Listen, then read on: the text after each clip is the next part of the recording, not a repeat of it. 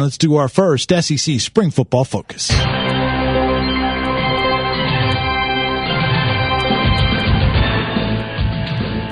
We go down to the Plains, Auburn, Alabama, joined by a friend of the show from the Opelika-Auburn News, Mike Szvetitz, to review not only how the spring game went, but spring camp overall. Mike, Vince, and Jesse, good morning, sir. How are you? Hey, what's up, buddy? Not much, sir. Appreciate the time. First, a lot of excitement, I guess, with those with the unveiling of the statues there, Cam Newton and others down in Auburn. Yeah, it was a pretty big deal Saturday. You know, they had obviously Cam Newton, Bo Jackson, Pat Sullivan, the three Auburn's three Heisman Trophy winners. They dedicated statues to them, about 10 feet tall and bronzed out right there, right in front of the students, where the students enter, and one of the main gate over there on the east side of Jordan-Hare Stadium. So it was a good day for Auburn fans, for all the people to be able to come out and celebrate, the past and the future, I guess, so to speak, as far as just being able to have something concrete to represent these guys, which and what they've meant to Auburn. So yeah, there was a couple thousand fans out there. 3-4 hours before the A-Day game was even supposed to kick off, they were out there, and they stayed all the way through the A-Day game, which started at 2. It was about 43,000 people or so that came to the game, and it was a good time. It was a good day for Auburn fans, and obviously you couldn't ask for better weather. So it's another spring game. Everybody had them, it seemed like. So yep. Do they have some type of electric fence or taser sniper set up around there for those statues? I mean, just given the factor of the Alabama-Auburn rivalry and what kind of graffiti goes on. Yeah, they haven't said that, but I wouldn't doubt if they did. I know they had it under 24-hour watch. When they were setting it up and doing all that kind of stuff, and I'm sure they've got some sort of security measures out there. And it's just like, I'm sure as Alabama does, when their Walk of Champions going to have all their statues, I think that's probably something that's been talked about. But, they're right out there for everybody to see, touch them. You can take pictures with them. I saw some kids climbing on them, so, it's, they're right out there. I was reading up on the game a little bit over the weekend, and I noticed that there's a different scoring system involved, I believe, with the Auburn spring game. How do they keep fans abreast of, why points are going on the board for consecutive first downs or, just random things? Yeah, they have a sheet that they hand out, to everybody that gives you a scoring. But and you guys know, spring games isn't about who wins or loses. It's about, it's about getting guys reps and seeing how guys look in game situations. So Auburn's scoring system has been, kind of different from most ever since Gene's been here, for the last 4 springs. So, you really can't pay too much attention to the points. We don't even pay attention. I mean, when the game was over, I think it was 34-26, and when we got back to the press box after interviews, it was 34-27. So I don't know, they added a point somewhere. So we don't even know. We didn't really even pay attention to that. It was more who was doing well, who's running with the ones, and what kind of, how do they look, and that's all Auburn was worried about. Gene Chizik even told us in his press conference, don't pay any attention to the numbers, don't pay any attention to the stats, don't pay any attention to anything. We just wanted to see what they look like out there in game situations, and hopefully they got a good look. I mean, they ran about 60, 75 plays, and so they got what they were looking for, I guess. So we don't know what that means, but they do. Joined by Mike Szvetitz from the Opelika-Auburn News as we review the spring game and spring practice overall as we put a wrap on the Auburn Tigers here in the spring. So let's talk about some of these football things, the position battles.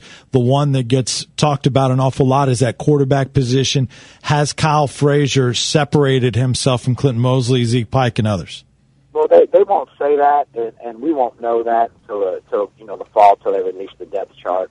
And that's the way it's always been, it seems like, since Gene got here. There's always been a quarterback battle. But you running with the ones, if you just look at what we saw, Kyle Frazier took the majority of snaps early in the scrimmage.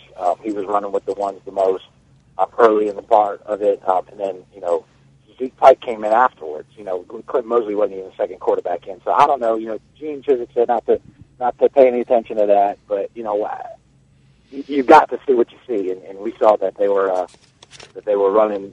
Frazier was running with the ones for the most part, and then he shut it down after a couple series, and then Mosley came in and played most of the later in the first half and then in the second half. So if you're looking at that, you would say, okay, maybe Frazier's got the leg up, and Mosley's been, battling some shoulder soreness this whole spring, so he hasn't gotten the amount of reps that they've wanted him to get. So you can take all that into consideration and make an assumption for yourself and say, well, maybe Frazier does have the leg up, but we don't know. I mean, they haven't said that. We see what we see, we hear what we hear, but other than, as far as putting him as the number 1 QB, they haven't done that, and I don't think they're going to do that until about 2 weeks before the season starts. Mike, you hear and read about all the returning players that Auburn has. I think maybe only second in the league to what Tennessee brings back from last year. How deceiving is that, do you think, because of all the changes of the coaching staff and some of the new players that are involved as well? Yeah, I mean, they're gonna have experience back. I mean, you got to remember last year they played the second most freshmen out of anybody other than Texas. So I mean, they were young last year, really young last year, and so they've got a majority of that team coming back now. How are they going to be? When the season starts, are they going to be better because they're older? That's something that's still yet to be seen, and so it could be a little bit misleading that they have a lot of returning starters or returning players coming back. But, you just don't really know until you get them on the field. But they do have, like I said, a lot of people in the key positions. Ontario McCaleb is back at running back. Emery Blake's back at wide receiver. Trevante, so, I mean, they've got 4 or 5 receivers that have played. They've got Philip Lutzenkirk going to be back. So in those key positions, every position except for quarterback. And if you take Mosley, he started 6 games last year. So, I mean, he's got experience as well. And Frazier played a lot. So, it could be deceiving, but at the same time, you can't substitute experience. And these guys have that experience and have gotten it last year because they were so young and they had to play.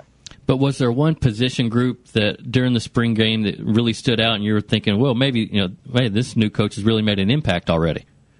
The defensive line, they were saying how decent the defensive line is doing with the pass rush and things like that. Now, a lot of guys are banged up on the defensive line. There's 3 or 4 guys who are legitimate starters or role players that aren't playing this spring on the defensive line. But guys like D. Ford and Corey Lemonier, 2 guys that did well last year. D. Ford only played about 3 games and then shut it down with a back injury, but he's back.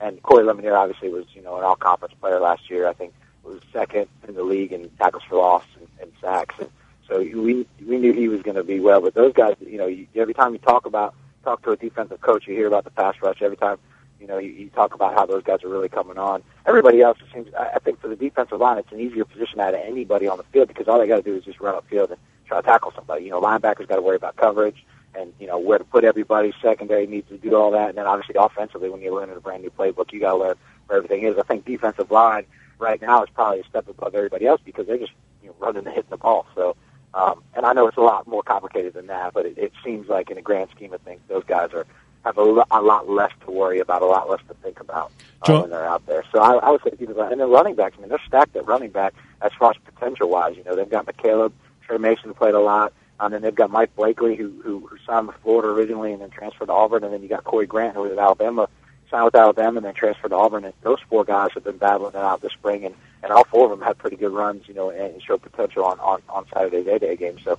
you've got talent in the backfield as well.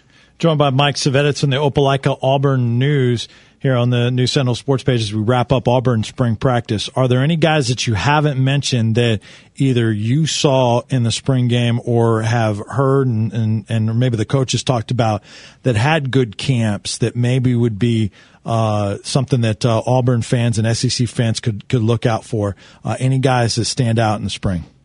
Yeah, they don't really like to tell people names. They don't like to stand anybody out. Since we haven't watched practice, it's been hard for us to go. And you hear a lot about some of the young freshmen like Greg Robinson, who's a redshirt freshman offensive tackle. He's going to be playing left tackle next year. He'll be the starting left tackle unless something crazy happens. But he's had a good spring from what we've heard. And you got some younger guys like Patrick Miller, who an offensive lineman from South Florida, who's a big guy who enrolled early. They really like what he's bringing. They've got some young guys that they like, and that's doing well. Corey Grant is another guy that's kind of stepped up in the running back that you consistently hear about. But, as far as to say how they're doing on the field, I can't say that because I don't know because obviously we don't watch practice. But I think Auburn, and Auburn always does have 1 or 2 of those guys every year that kind of comes out, out of the pack and separates himself. And this year it could be at any position. But, they really like Chris Frost, who's a linebacker, who kind of fits more the Brian Van Gorder mold of a bigger guy, 6'3", about 250, can run.